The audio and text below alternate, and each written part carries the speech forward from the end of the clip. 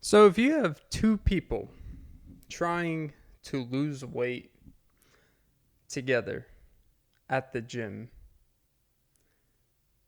does that make them Slim Jims?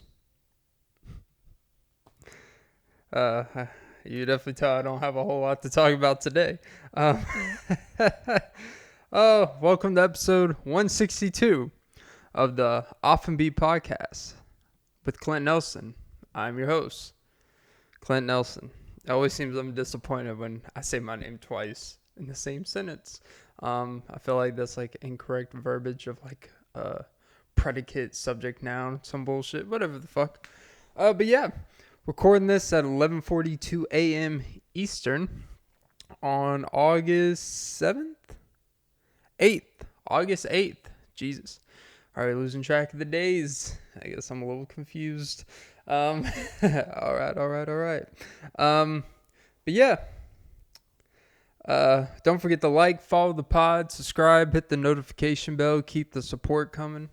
But most importantly, ladies and gentlemen, don't forget to suck some titties.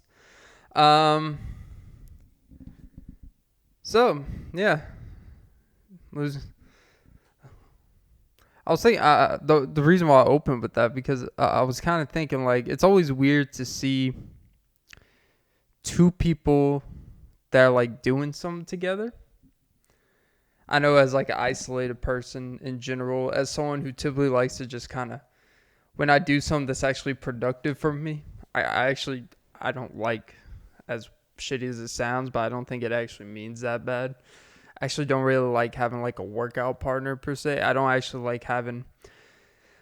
like doing things that involve effort with another person because if they're not willing to, if they don't have like a similar mindset or they don't have a similar type of effort that they put into something, it's just going to aggravate you more and it throws you off your game.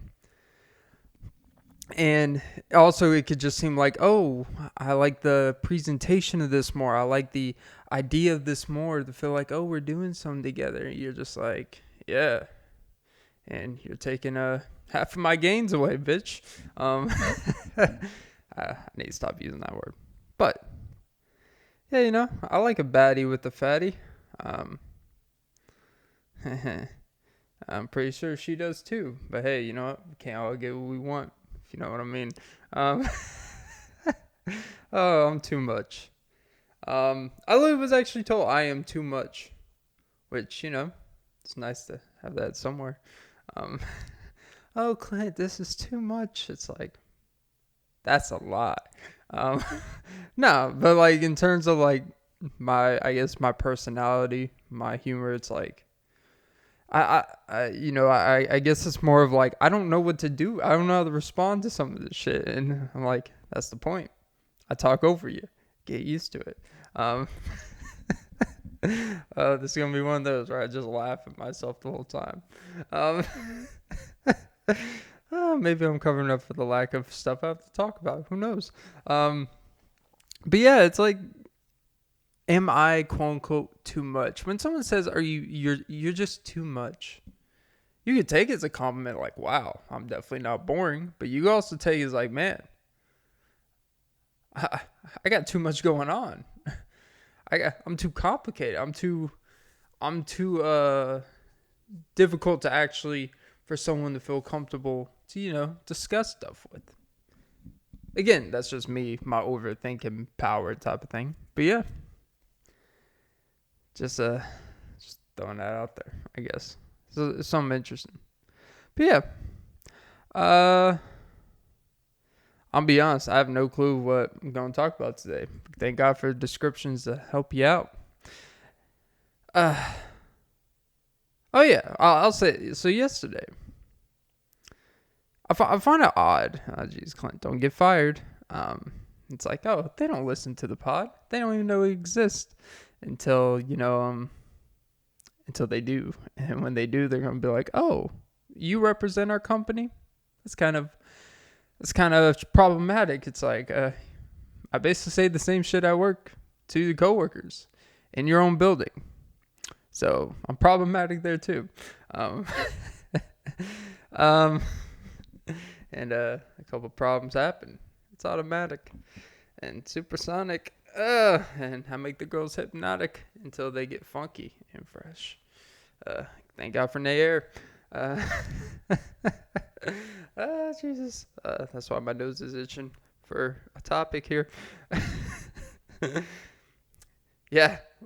Side note: if a girl has just shaved with Nair, keep your nose out of the bushes.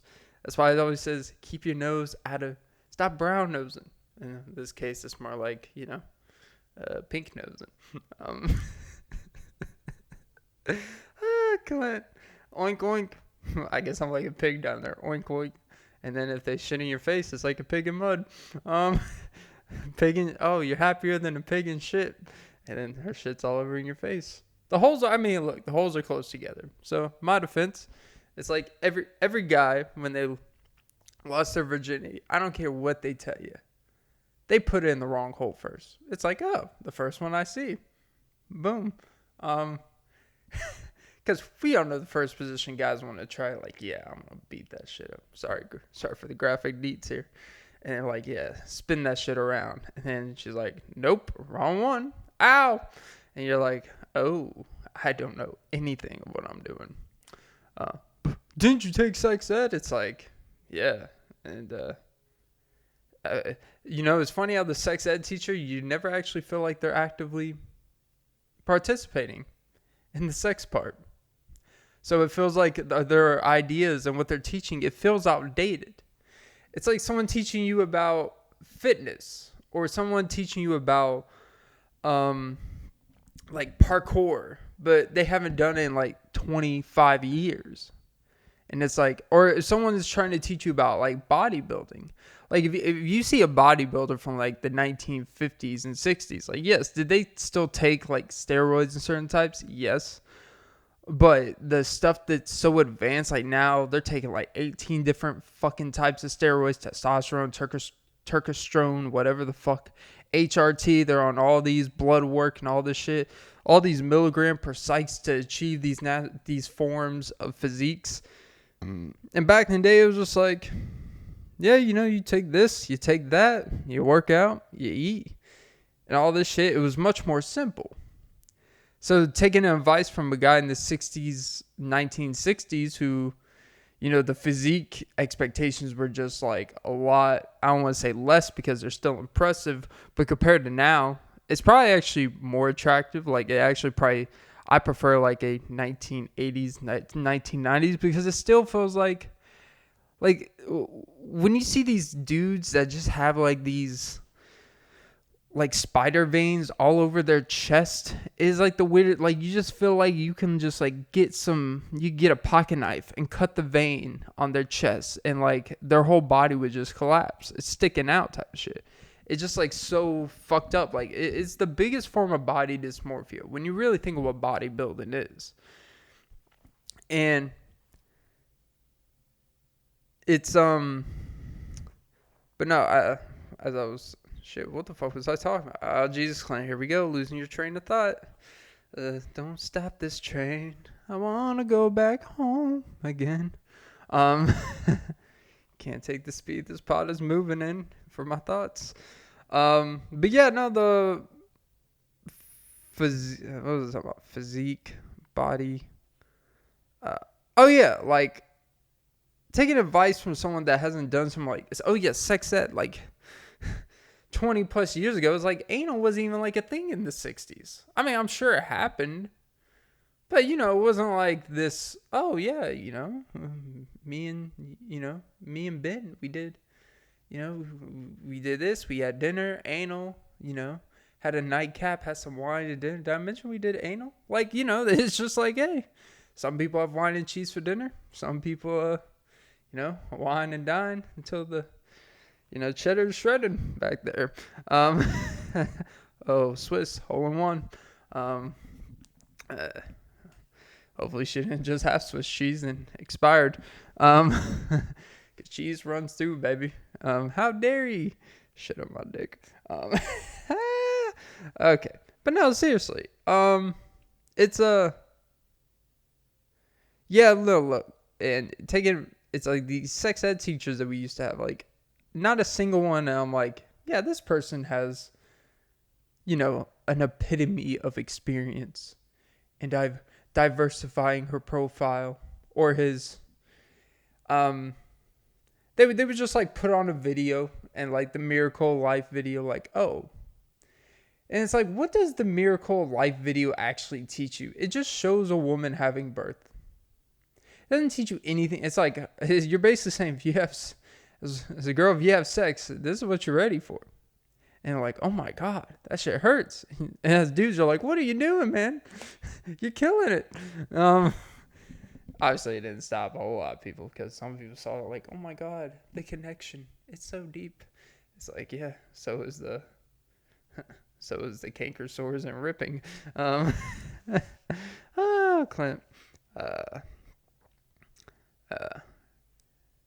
By the way, I also learned that cats get periods. I didn't know that.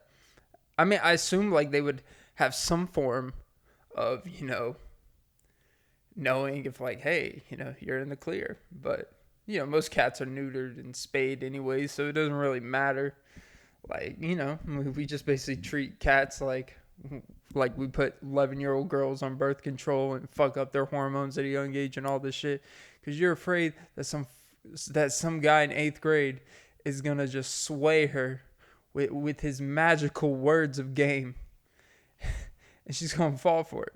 It might. Like, look, hey, you don't want a pregnant daughter of 14. I get it. But is it worth fucking up the hormones and all that shit? And fucking up possibly, like, she's probably going to have, like, weight issues. She's going to have all these type of issues within her body, all because you're preventing having a baby. And then when she gets older and wants to get off that stuff and want to have a baby, there's no guarantee that everything's going to be in check where she can have a baby. And I was thinking about that with cats and dogs. Like, when we neuter and spay them or whatever, I understand the intention of they're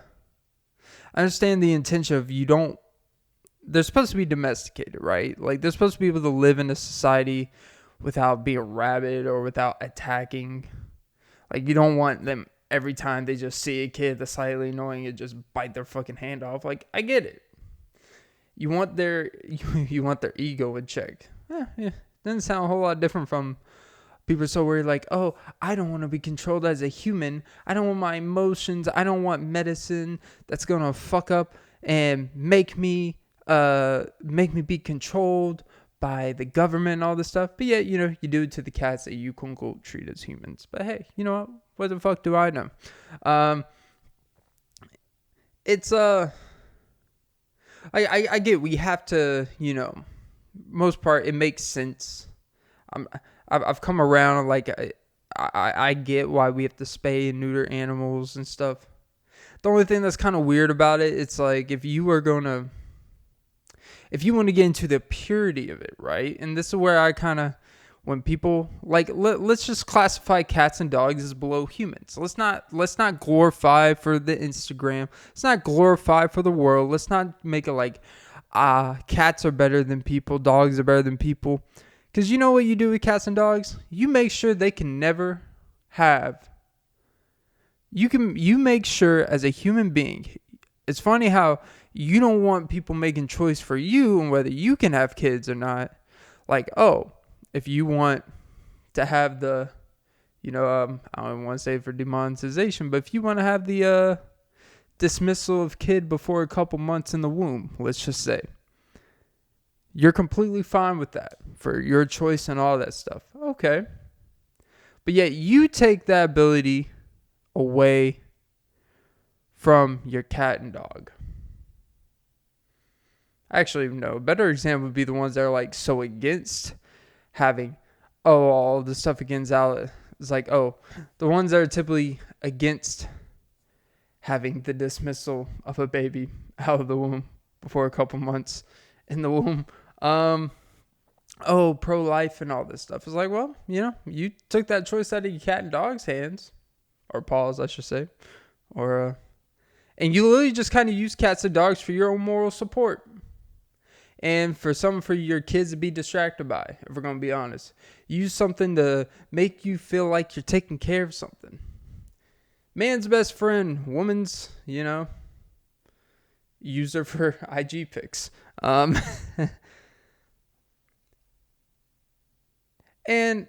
I'm not saying people don't love their dogs and cats. I get it.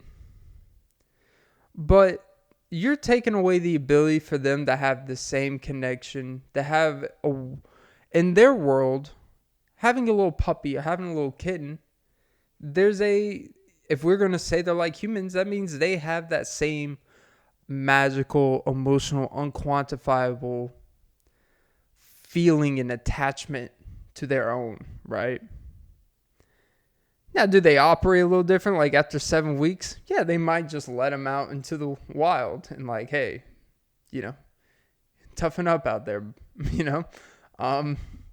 like the Viking. It's like being a Viking back in the day. Like, hey, we're going to raise you for like 10, 12 years. And then, you got to go start hunting some lions and shit. Like you got to learn how to hunt for your food on your own. Figure it out. Yeah, look, but to sit here and take away the ability for a cat or a dog to have the one thing that's going to be, you're using them to serve you and have nothing for themselves. When you really kind of break it down. Like, who are you to tell a cat? And take that, who are you to make a cat where they can't have little cats? Who are you to have this dog that just smiles and looks at you all day, and really they're dying inside because they want a little one of their own? Because you don't want to spend an extra $400 a month buying a little puppy food, a little puppy chow, huh? It's a little too inconvenient for you. Oh, okay. No, that's cool. And like, trust me, I get all this. I get all the reasons why spay and neutering happen. I get it. All right.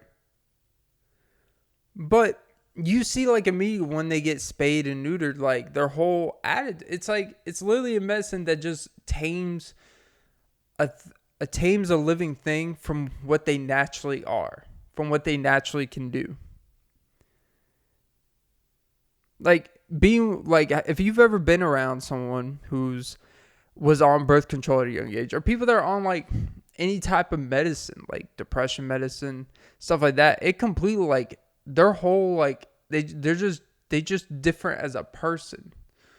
Like, it's not who they naturally are. But for example, like depression medicine, anti-depression medicine, I guess you could call it, it basically makes people, in my experience, it essentially makes you tired all the time so that you have less time to be depressed. So you don't have time to think about it. You're too busy sleeping. You're too busy feeling whatever. Like, if you really want someone depressed to be happier, you give them more energy to do shit, to reinforcement to make them happy. But no, we're like, hey, the less time you have to think about why you hate yourself, you're going to be less depressed. That's what the medicine's for, baby. And then it fucks with your weight gain. It fucks with your blood levels, high blood, all this shit. Like, all this stuff they don't think about. But we just put kids on it. And I get it. Parents are in desperate situations to try to fix their kid and all this stuff. Like, I get it. Like, because you go to a therapist, you go wherever, and there's like, if he takes this, you got to think about the long term of his well-being. Like, yes, there's the side effects where they may hate themselves because they gained a shitload of weight, which is going to cause their depression worse. Like, I don't worry about that now. It's called anti-depression medicine, okay? It's obviously going to work. It's like, okay, but all the things that it causes, I don't feel like it's going to make that kid happier. It's like, well, bitch, obviously what you ain't doing making him happier. So trust us, you dirty whore. A lot of hard truth in that one, actually. Kind of got dark there. But that's why I don't really take, like, I'm not really a medicine person. I don't even really take over-the-counter stuff. I honestly think, like, as I got, like, the Tylenol, the Aleve, the Advils, I don't think they actually really, like, work. I think, obviously, I'm not a placebo effect expert, but I understand, like, basic placebos, like, if you convince your mind that what you're doing or what you're taking is beneficial enough, you're going to naturally reap the benefits, because all benefits can naturally be reaped internally. Like, you don't really need supplements to get certain vitamins and stuff, but it's going to be pretty hard to get in all the foods. So, a lot of things like vitamin D, B12, blah, blah, blah. Like, yeah, you could do sunlight and stuff, but honestly, it's the power of manifestation. That's what they'll tell you. But you can honestly internally create a lot of that stuff for you just by doing certain things to create that. Like, for example, testosterone. It's one of the weirdest things, because what makes someone has low and high testosterone, obviously there could be some medical things. But there are also some things that, for example, a guy may take for granted that, oh, my test levels are low. It's like, okay, well, do you have an active dating life? Do you talk to girls? Things that stimulate a straight man's mind. That stimulate your mind on a regular basis, that make you feel good about yourself, that kind of, I hate to say it, but bring your ego up. And all that stuff is kind of like a build. Like, I believe, like, I saw a study or some type of article recently where a guy who has just an active sex life, right? We'll just say sex life, but even just active dating life, where he has a rotation of women he can talk to. His testosterone level will be like 30% higher than a guy who's sexless, for example. 30% is a lot when you consider the numbers of the range between, which is weird, the range levels of testosterone. Like, the range is so varied that if you have a range between like 300 and 1,000, you're considered healthy or quote unquote normal. It's like, first of all, whether it's normal to have 300, fine. But if you have 1,000, that's a lot different than 300. So don't just say it's like having the same thing. It's not like if you have a 6.7 inch dick compared to a 6.4. It's like, hey, like, you know what? It's not going to be that big of a difference. But placebo effect. Is she has to choose between the 6.4 and 6.7. She's probably going to choose a 6.7. Either way, it's not really going to feel that much different, you're going to be honest. But 300 nanograms a deciliter compared to 1,000, that's a lot different testosterone. That's a whole different dude. That's a whole different feeling inside of a dude. And he probably looks a lot different because he's able to produce more hormones. And he has a different, like, intensity. He has a different agnosity. There's your word of the day, agnosity. I don't know what it means, but it sounds good.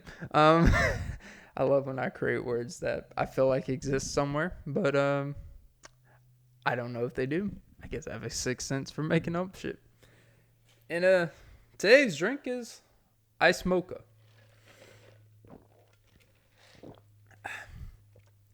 But now we're podding. The best ones are the ones you don't prepare for, kind of like children. Children are the gift of life, though, right? Like, if not to get too sidetracked, but like I'm a believer that like 98% of kids on this earth, or 98% of people, were not prepared. I've always believed that people that ultimately like prepare to the T of trying for kids, I think those people are psychos. Like, to invite stress into your life, even if you think that's what you want, is fucking insane to me, right? I don't care how much you love children. You should never, like, just go out there and be like, I want 3 children this year. It's like, well, damn. It's like, I understand about your purpose and your whole purpose being reproduction, all that. But I feel like if you purposely bring children into this world, even if you want children, like, there's something psychotic about you. I think the most loving parents are the ones where it's like, it was unexpected. Well, you can't really say unexpected because some things happen where they should have been expected. But in terms of like, probably young, probably naive, they're probably like, just eyeball it. And oh boy, he was balling it, all right. As Roddy Ricch would say, right? Like, we're balling. Talk about eyeballing. It's like, yeah, it felt like I was done. It's like, well, 3 weeks. um, that's an odd conversation. But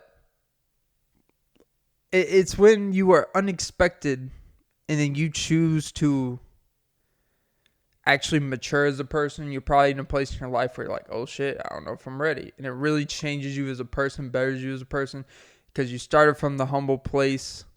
That's the one weird thing. Like, everyone says you shouldn't want kids until you have everything in place.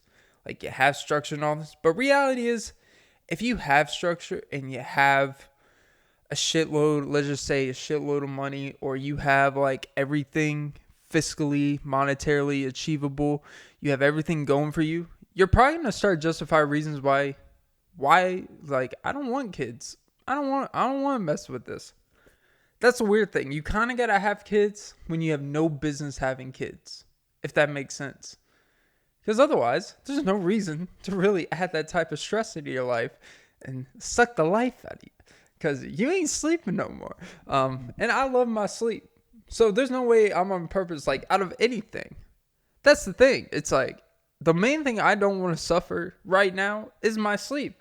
I don't, like, if I were to lose my gains, cool. Like, obviously not, but, I understand that would probably be a byproduct. I would probably gain a few pounds. A little bit of a dad bod. I still try to control it, a little bloatedness. But the sleep part is something where it's like, I can't imagine. I can't remember the last time I had a day. This is how particular I've been with my sleep, how serious I take it. Is that I can't remember the last time I was just drudging through a day because I got like 4 hours of sleep. I never get less sleep than my body needs. Some days it varies. Like, some days I wake up after 5 hours and feel fine. Like, it's like, oh, I guess my day's starting. And that's the thing.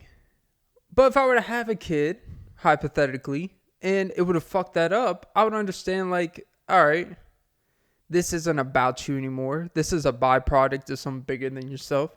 It's about being selfish. It's about being a good father, blah, blah, blah, all that shit that people pretend they actually want to be. But when it comes down to the nitty gritty, they're like, but, you don't make me feel like you used to. It's like, yeah, I'm tired.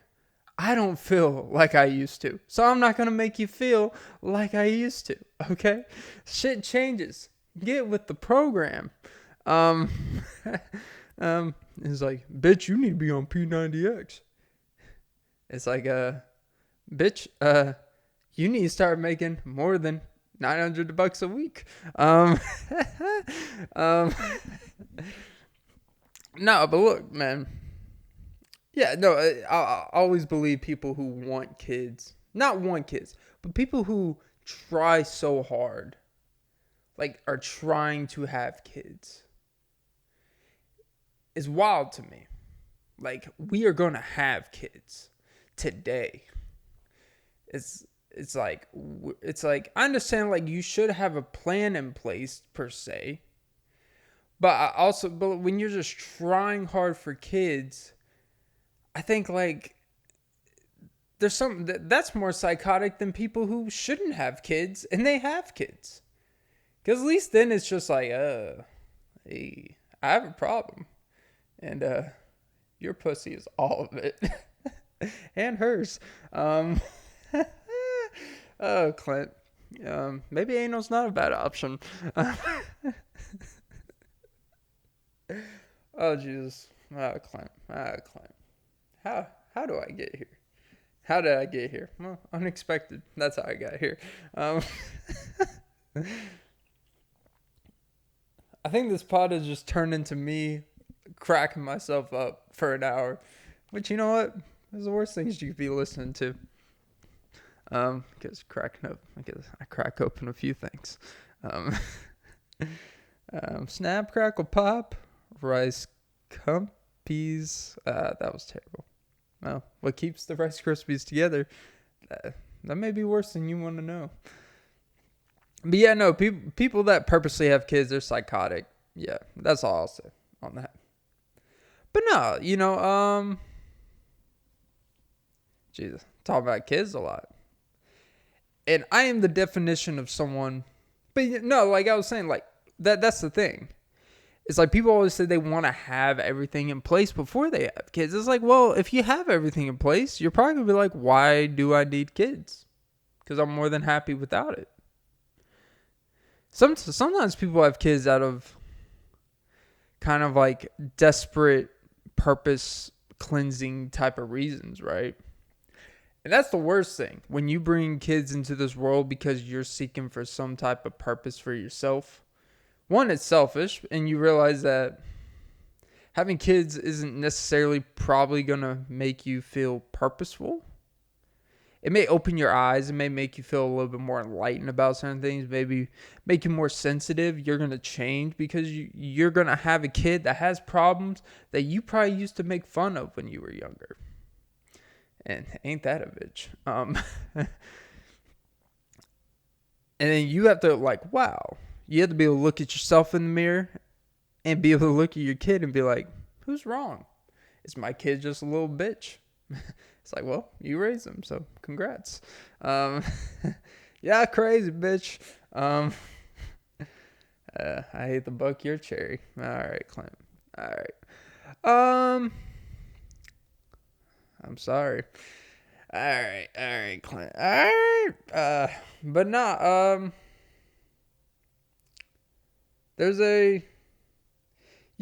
look, if you're going to have kids, just do it on accident. Or at least disguise as an accident. And people that walk around bitching. Gee, I feel like I've talked about this part before. People that walk around bitching about how my parents had me on accident. Yeah, who gives a fuck? Like, honestly, who gives a fuck if you were on purpose or not? Because if you're an accident, the expectations are so low for you that literally you do anything worth a shit. You're technically a plus in society. Now, if your parents had everything lined up for you and you were prepared, they had a Gerber Life family plan for you. They had life insurance on your ass. They got married before you came into this world. They had everything in place.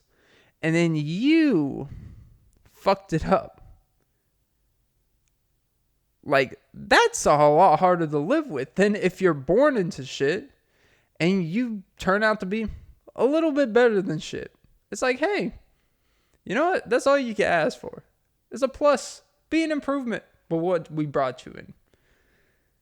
This whole, my parents, we didn't have any money growing up. And people always like over-exaggerate how poor they were. Like, oh, we had nothing. We had this.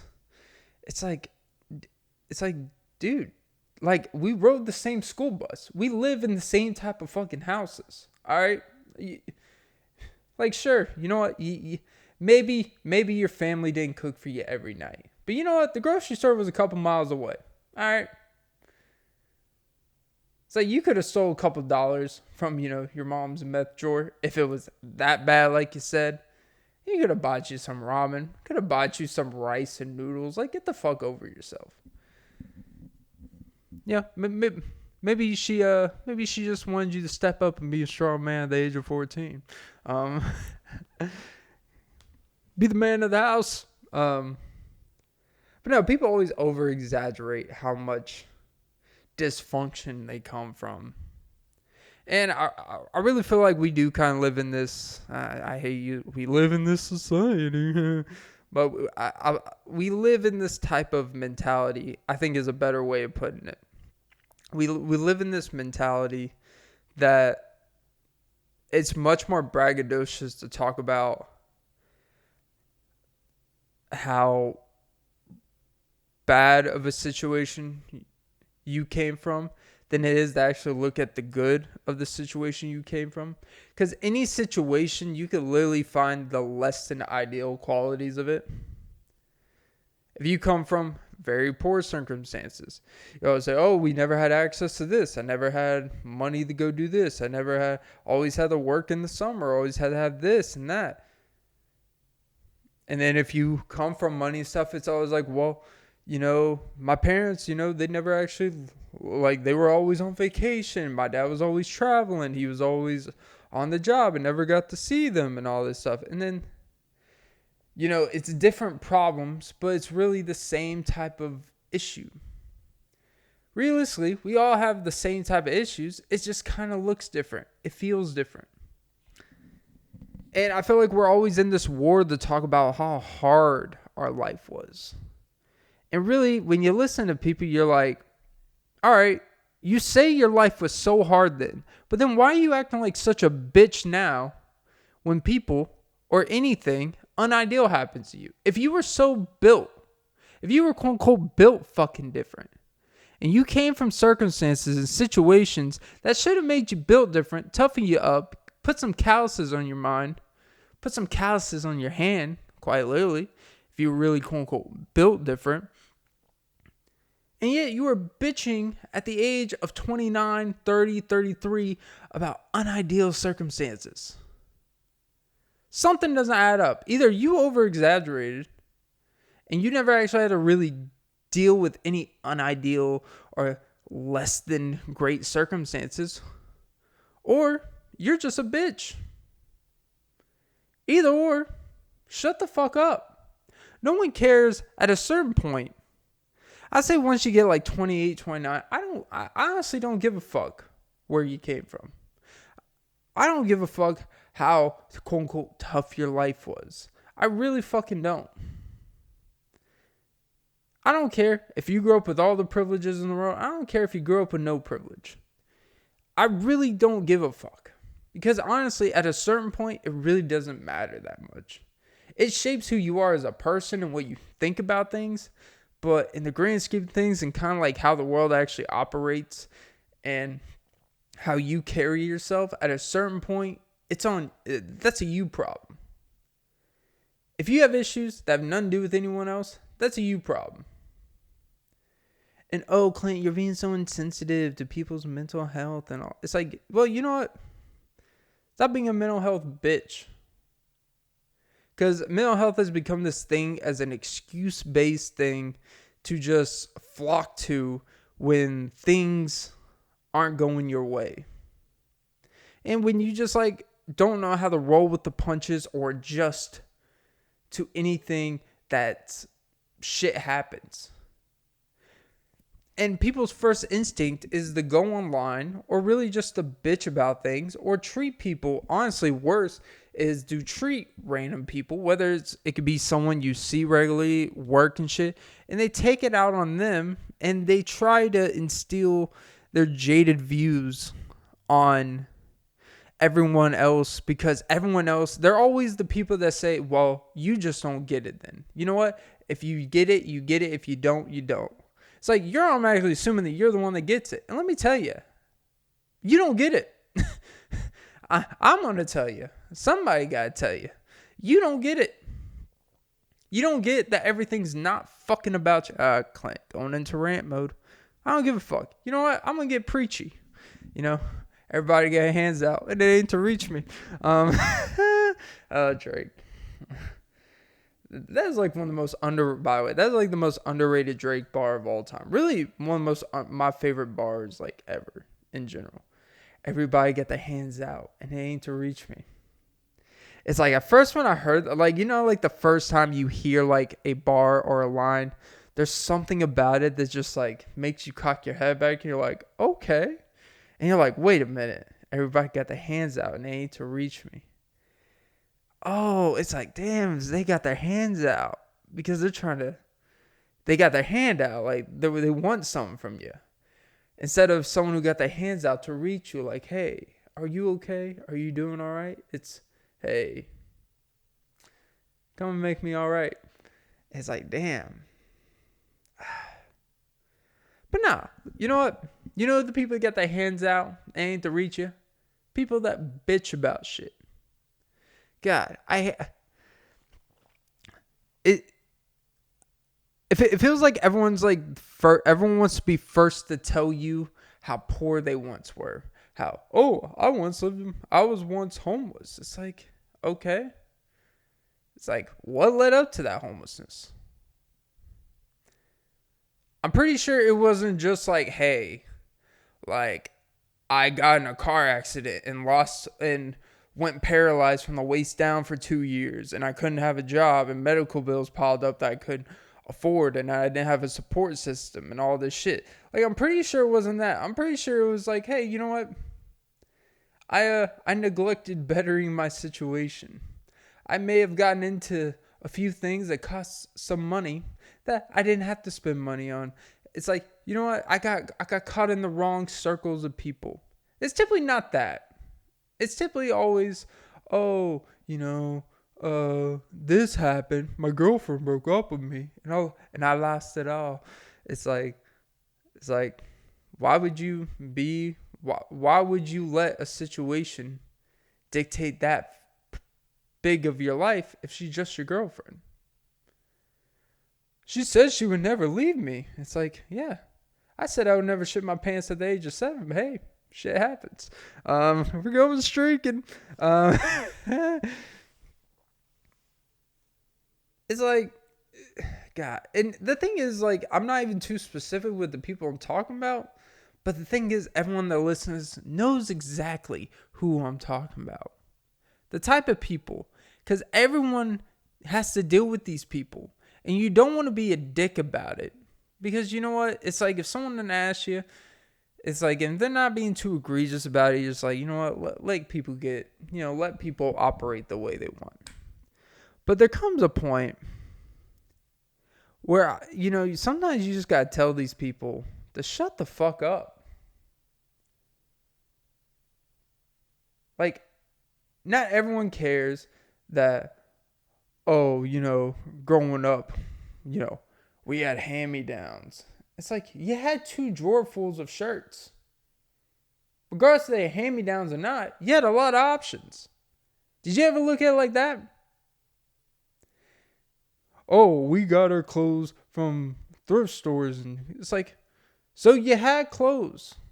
And you can wash it. So if there are bugs in it, just wash it out. Ice it out. Ice me out. Ice me out. Cash doll. She got a fat ass though. All right, random fact. Probably one of those guys that spend a lot of cash on dolls. If you know, you know. I thought about, like, what would if having a sex doll. Some people say it's better than the real thing. And you know what? I'm willing to give the benefit of doubt. Because, human error. Human error can make things not feel as good as you think, right?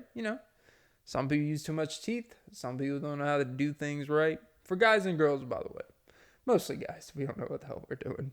We just like, hey, swing it this way. I'm just going to keep licking in a clockwise motion. Some ought to get popping. Master bedroom, that's where it gets popping. And the only thing master about my bedroom is the baiting. I get you to get in here. See? Masturbating, baiting you in. Okay. I'm too much. Done saying, I'm done playing. Last time was on the outro, and the outro is pretty much the intro, if you get what I'm saying. Clint. Clint. Jesus. Oh, Jesus. Oh, my God. But, yeah, what was I talking about? Yeah, look, man. Sometimes there just comes a point where I don't like to be the person that says, like, people, like, there are people that have actually gone through, like, real shit that have that story. But I just, see, here's where I wish that we had, like, cameras back in the 90s and stuff. Because I feel like a lot of people get away with these stories because there wasn't, like, a whole, like, camera. There wasn't cameras. There wasn't evidence that you were living a certain life. You could just kind of say word of mouth about how tough certain things were in your life. Where nowadays, if you were born, like, let's say you were born, like, 2010, let's just say, like, typically, you probably had an Instagram or YouTube or whatever at, like, 10 or 11, 12 years old.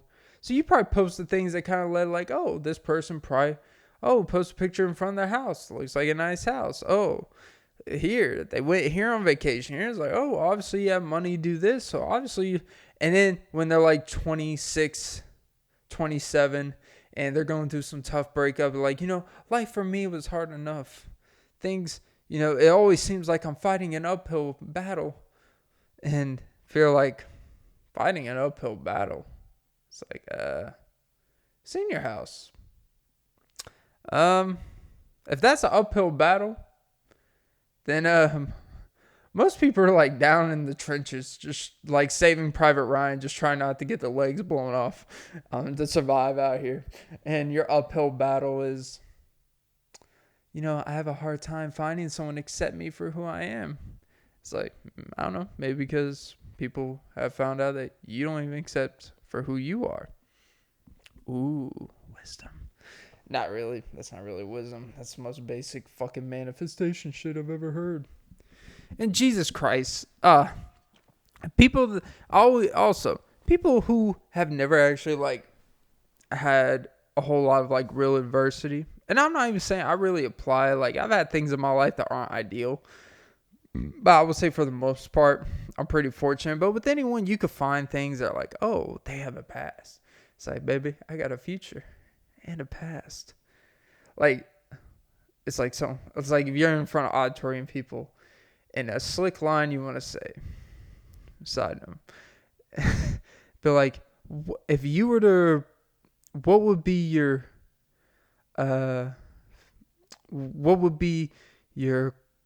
what is some game you would spit to a girl? Now, granted, don't take any game from me. I'm not a guy with a game. I say shit, and sometimes it works. And a lot of times, they just roll their eyes and laugh. So, I guess it works. Be like, I'm a guy with a future. And I come with a past. Now, which one do you want to be in it? Because you got to pick one. Because either way, you're going to be in my life for some time. Because I'm irresistible. Unfortunately. But yeah, no, it's just, I guess the main thing I'll just say is like, it just seems like we all want to dumb down. And I got to think about, like, if you're one of those people that shit on your life and stuff, and your parents are just like, well, fuck me, I guess. Fuck everything I ever tried to do for you. Fuck all the lack of sleep I got. Fuck all the breastfeeding. Fuck all the fucking overpriced, nasty smelling formula I scooped. And now your idea of struggle is you're buying vegan protein powder. That's your struggle. Debating of, well, do I want to get vegan protein powder or whey protein or whey isolate? And mom used to have that chunky ass fucking formula. That was her idea of protein. She had to get it because she would sip some of yours, some of your formula, because she didn't have time to actually go work out and get like nutrition in her system. So she just sipped on your Enfamil formula, wherever the fuck you use. And you're sitting like, oh my god, I don't know what protein powder I'm going to get. Oh my god, they ran out of the plant-based. Oh my god. It's like, Jesus. You're still a baby. You're still scooping white powder and hoping that a nipple will come out in return. Because you get all these gains, you're like, there's a lot of nipples I'm going to be sucking. And then you realize, like, oh, I have asthma. Apparently I learned that it's amazing what you can learn from women. Wow, that sounded real bad. It's amazing what you can learn from a woman. Apparently, one of the things about you, why it's necessary to breastfeed and shit, is that if you don't breastfeed, apparently you open the risk for your child to have like a lot of health issues growing up. Just because if you don't breastfeed for like a year, think about that. You don't breastfeed. I don't know how long breastfeeding typically lasts. I guess like a year or so. Like, I don't know. Depending on who you are, breastfeed is a lifetime deal, if you know what I'm saying. If you nip it in the bud, all right. Some things never change, baby. I think you just have an unhealthy relationship with your mother. You're a mama's boy. It's like, well, mama, give me that titty. It's like, I wouldn't if you just gave me that titty, baby.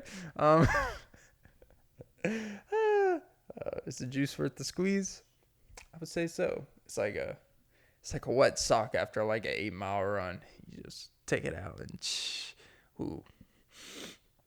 Don't go chasing waterfalls. I just need that tender love and care.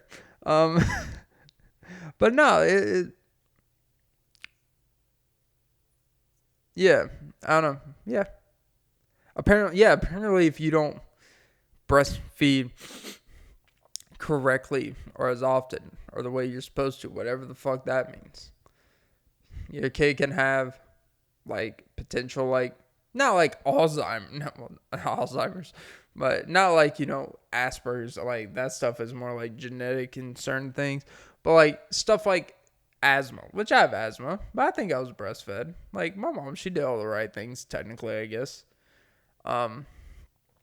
You have like asthma, you got forms of like certain digestive issues, stuff that I'm not going to say are small things, but there's stuff that you can still manage and have a normal life. You just probably have to,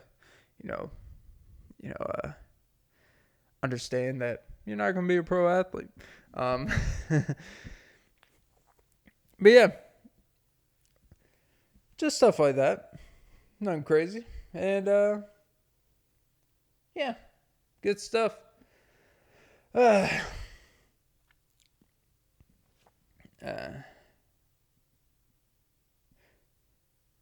always love it when, and by love, you could tell that I don't really mean that. I love how I'm not going to say my job, at a hypothetical job that I may be employed at and get checks from, I show up late one day. Was I 40 minutes late? Yes. I'm not excusing being late. I've worked there hypothetically, allegedly, over 9 months. And let's just say over the 9 months, you have never been late one time.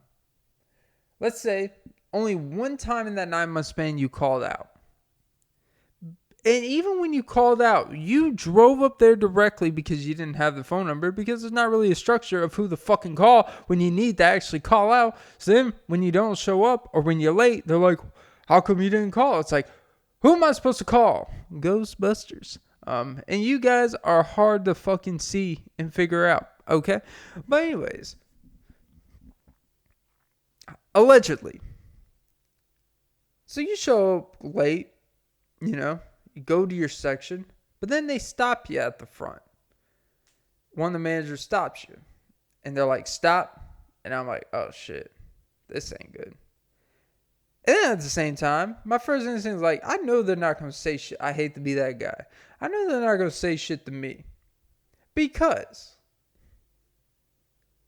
anyone that works at a job knows that people, the people that show up late almost every fucking day, people that miss shifts on a semi-weekly basis, and nothing ever happens to them. But when you're a loyal, dedicated, considered, top 10% employee, let's just say, at a place, and you show up late one time, all of a sudden, it's this big ordeal. It's this, we gotta make an example out of you. It's like being the coach's son, right? I guess it would be like being Donovan Mitchell on the Jazz. It's like if you're in practice and he makes a wrong play and he's not showing effort or he's late, it's, you know what? We're gonna yell in front of Donovan, in front of the whole fucking team. We're gonna make an example, because if we set the precedent with you, then everyone else has to fall in line. If we do this to the best player, the best employee, that means that, everyone else is going to know what's up and fall in line and make sure, hey, if this happens to him, just imagine what happens to you, 10th man on the bench. When it seems like that seems to be the opposite approach. It seems like if the 10th man on the bench shows up late, you should cut him and make an example of him. Not the person that actually is the reason for why shit keeps going all right for you. That keeps the jobs of you people. That keeps the numbers up in certain capacities. That makes shit happen. That does the parts of the job that other people either don't want to do or they are just not equipped to do. Right? So they move you to the most hated section that you hate to kind of shove it in you, huh? Kind of make a point.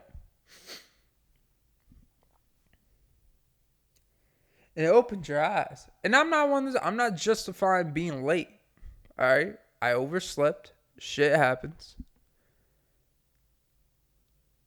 All I know is I would think like, you know what? I would be given at least a benefit of the doubt considering the fact that it seems like a worse employee you are at a place. It seems like the less they care about if you show up on time. It seems like the less they care about if you show up for shifts, if you call out. Nothing seems to really happen to you. But it seems like typically the more standing you have, the more better of an employee you are, type of thing. It seems like you get treated with such a lack of human understanding, per se. I don't think that's right. It seems like you aren't given the benefit of the doubt as much. Like, hey, shit happens to me too. There's people that show up 20 minutes late every fucking day to work. Nothing happens to them. It's just this running joke. Like, oh, there he is. Ha, there she is. Nothing happens. People call out regularly because, oh, this hurts and all this stuff. Fine. Like, I get it. People in pain. You shouldn't work in pain. Like, it's a job. It's not the biggest deal in the world. But I showed 40 minutes. I still show up to my shift. Late, yes. But I still showed up. And you would have thought I skinned a cat before I came in. You thought I did like a habitual satanic ritual at the front. And it just kind of shows this double standard. It kind of shows this fucked up way of looking at like, you think with someone who's been there, longevity at a high turnover job, someone that actually comes in and works every day. I hate to talk about I bust my ass, but I work. I work. I'm not a lazy piece of shit. I do what I'm supposed to do and then some. I work 6, sometimes 7 days a week, depending on if I pick up shifts. Like, I work. And to be treated like I don't even know how to put it in words, to be honest. But to not even be given the benefit of the doubt, per se, on a pattern, because it's not a pattern behavior, because my pattern behavior says I show up on time. Like, you should have been like, hey, man, you good? Like, what happened? Like, they were like, what the fuck, man? It's like, you know what? Fuck you. Like, I know higher level people in there, people that technically pay more than me, that do absolutely fucking nothing on the job. Like, absolutely fucking nothing. And hey, you know what? They get paid because they did some paperwork to move up and be in a technical higher position. But then when you actually look at what they're doing, they're not doing anything. They're actually doing less, which I guess that's why companies say you move up.